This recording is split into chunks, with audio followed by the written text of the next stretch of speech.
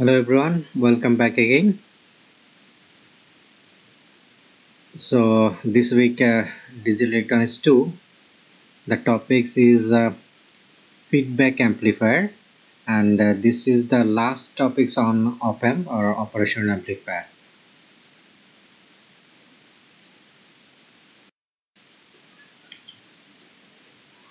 Content, the feedback amplifier, then the types of feedback amplifier, the feedback amplifier topologies, and finally the feedback amplifier characteristics.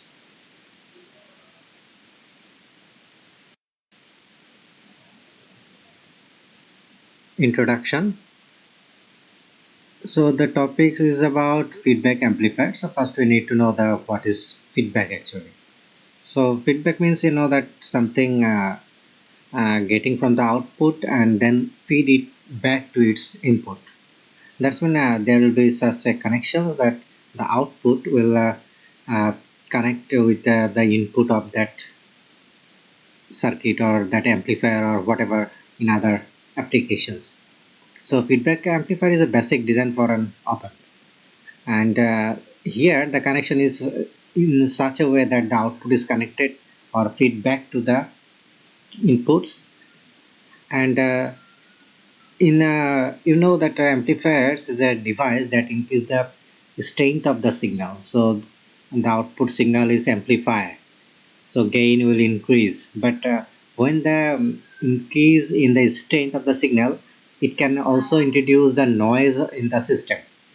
So there are different types of noise, various noise, and depending on the construction or design, different type of noise can be created from here. So to reduce this noise effect, the feedback system can prevent that noise on that whole system. So for prevented the system, feedback is necessary for an op-amp or for an amplifier circuit.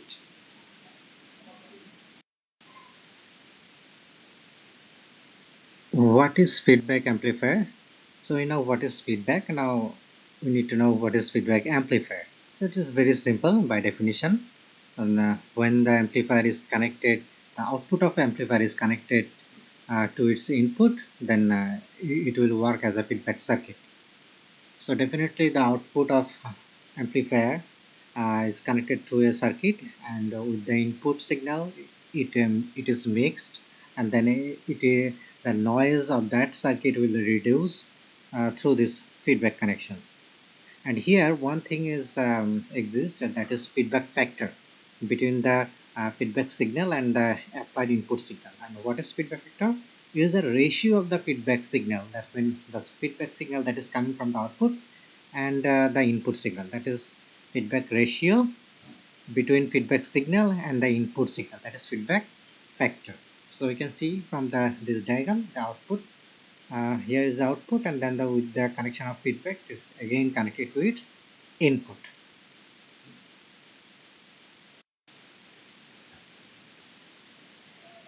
Feedback amplifiers working. That's when how it is working. So you see that from the block diagram of feedback amplifier, the input signal is V in, input voltage or something you give into the signal. Through the gain A0, that's when through the circuit the gain will be A and output will be V out. So from this V out, a feedback factor, that is beta, uh, suppose we are calling it beta or something alpha or whatever, this is a factor, and this factor value is again connected with this input signal, and then after combination of this beta and the input signal, it is again going back to the main through the amplifier gain. So in this way these feedback amplifiers work.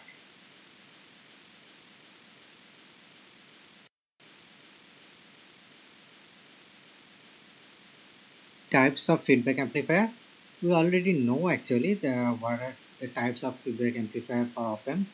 uh, there are two types mainly. So one is positive feedback, another one is negative feedback. Definitely all the connections are from output to the input, and how the inputs are connected to the op-amp, it is defined as the positive or negative. So you see the positive feedback when the output through the beta is connected into the input of positive terminal, that's mean non-inverting terminal, that is called positive feedback. And when the output signal is connected with the negative signal, and that is called the negative feedback. So this is the difference between positive and negative.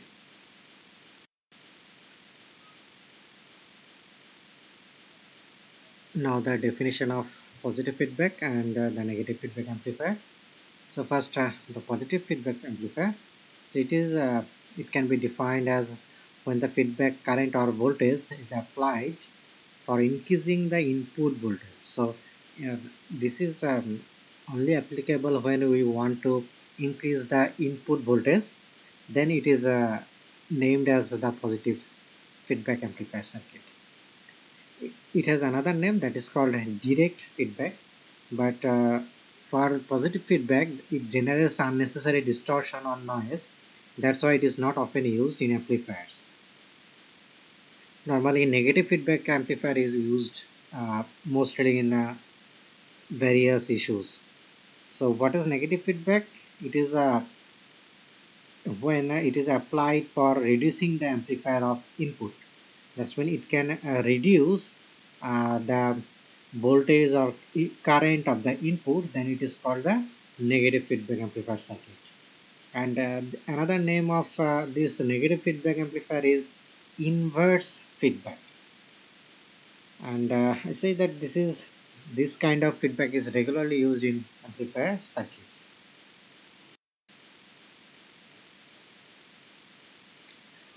Feedback amplifier topologies.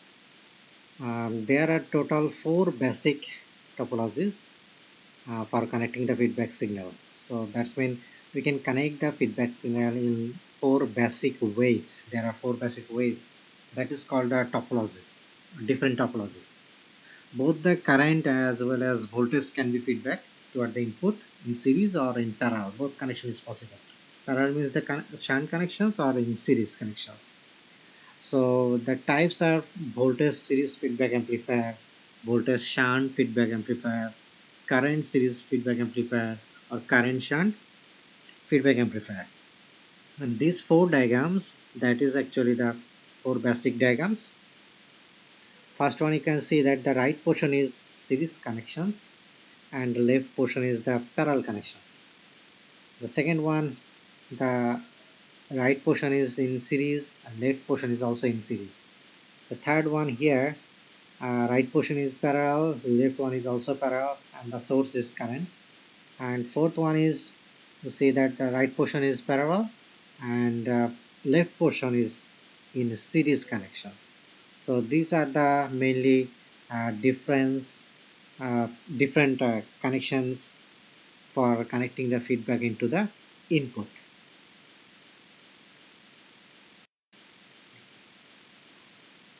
Voltage series feedback amplifier. So this is the first type of different topologies of feedback connections. So in this type, what happens? In this type of circuit, a portion of the output voltage, that's when from the output voltage can be applied to its input voltage in series. That's when input connection will be in series through a feedback circuit. So there will be a feedback circuit that might be a resistor also. The block diagram is given in the next slide. You can see that. And the feedback circuit is located in shunt. That's when the right portion will be connected in shunt, and uh, the output in a series through the inputs. That's when input connection will be in input directions.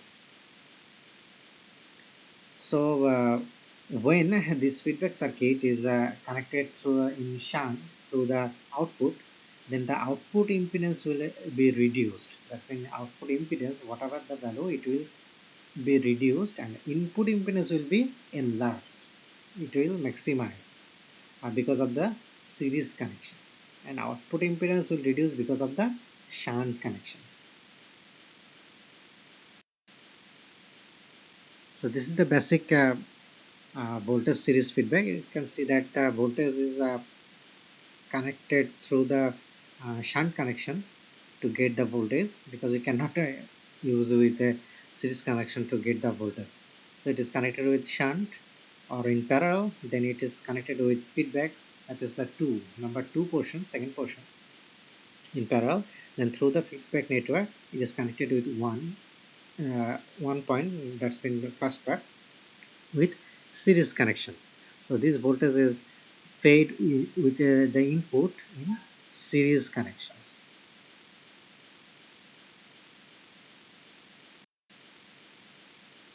The next one is voltage shunt feedback amplifier. So in this type of circuit, the output voltage can be applied to the input voltage in parallel. So that output voltage is with the feedback circuit, it is fed into the input signal in parallel connections. You can see the block diagram in next slide. And here also I say that like the previous one, it is a shunt connection in input signal. So when the feedback circuit is shunt through the output as well as the input, then both of the op-amp output impedance and the input impedance will be decreased, because both of the connections are shunt because of the uses of voltage.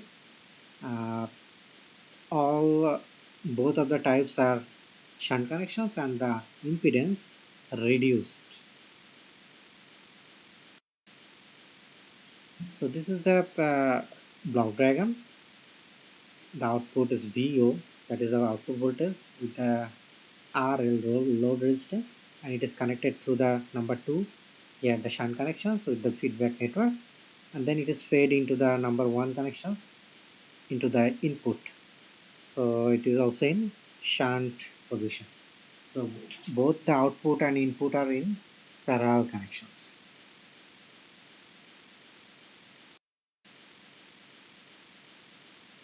Current series feedback amplifier. So another topology is, so in this type of circuit, the portion of some portion of output voltage is applied to its input through the series feedback circuit, and for these types of circuit, the output and the input both are connected uh, in series connections, because it is current series amplifier circuit. So both of the positions must be in series to get the current to feed into the inputs. So because the output as well as the input both are in series, that's why both the output impedance and the input impedance will be increased, because they are in series connections.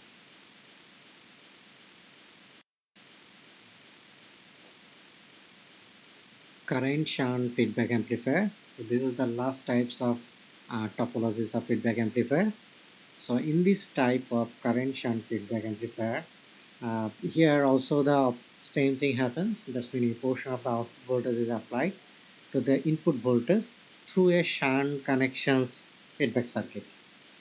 And here the output, the feedback circuit is in series through the output, but in parallel with the input. So it is to get the current, it is connected in series in the output, and for the input it is in parallel. That's why it is called current shunt or parallel current. So because of the connections in series, so the output, the impedance will be increased, and because of the parallel connection with the input impedance will be decreased. That's mean opposite or vice versa.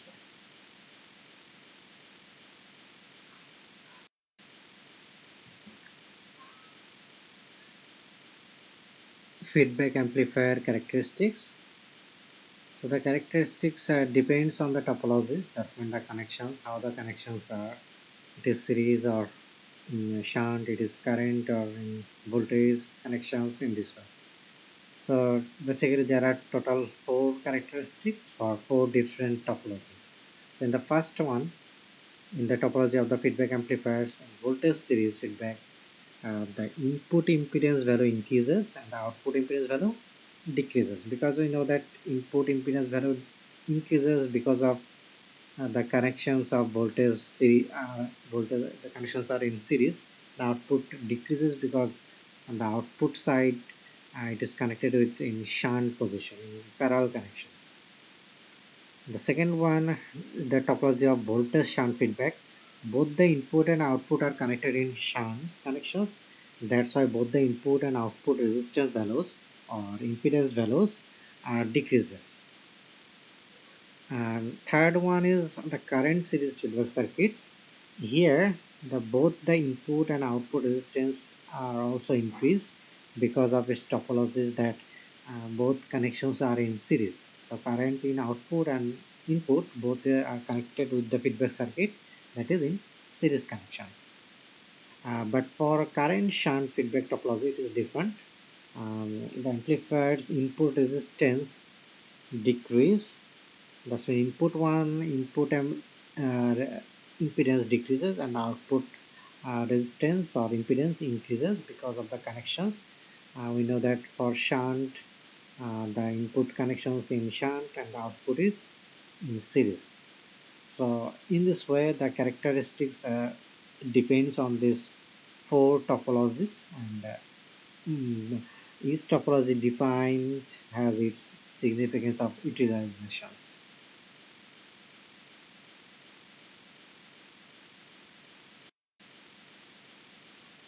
Feedback amplifier characteristics. So this is the table for the characteristics of input resistance and output resistance.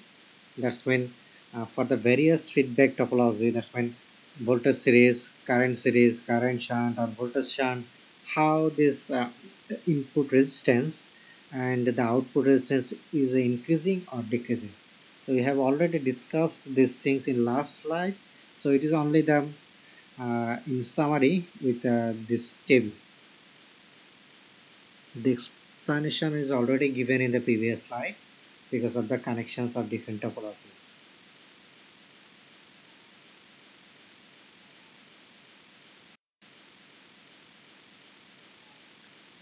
Advantage advantage of the feedback topologies or the circuits. So for different types of amplifiers or different topologies, there are different types of advantages. The amplifier's gain can be stabilized by the negative feedback. So that's when if the gain is something is not stabilized or unstable, then we can use the negative feedback to stabilize the gain value. For particular feedback configurations can be increased by varying the input resistance. So if we uh, vary the input resistance, then we can increase the input configurations. Also, the output resistance will be decreased for particular feedback configurations. So it can be possible to reduce the resistance value. The operating point is stabilized through using these topologies, feedback connections. The operating point can be stabilized. The disadvantage of this amplifier is the reduction of gain. So using these types of amplifier, gain is reduced.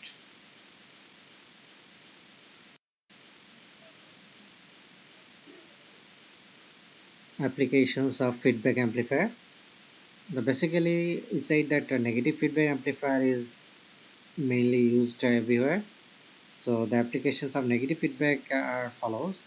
It can be preferred in the regulated power supply. That's mean where we can regulate the power. So in that portion, we can use this type of negative feedback type of amplifiers. The amplifiers where the large bandwidth is required to these amplifiers are used, and it can be also used in various amplifiers design of the electronics field.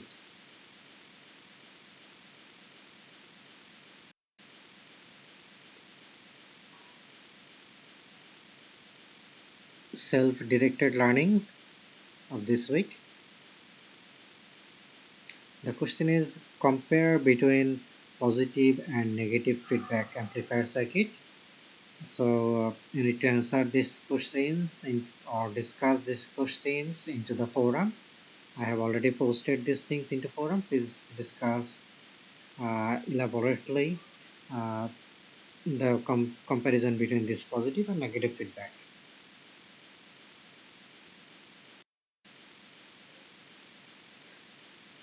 So again, in this week we have forum and an assignment. So That's all for this week. Thank you.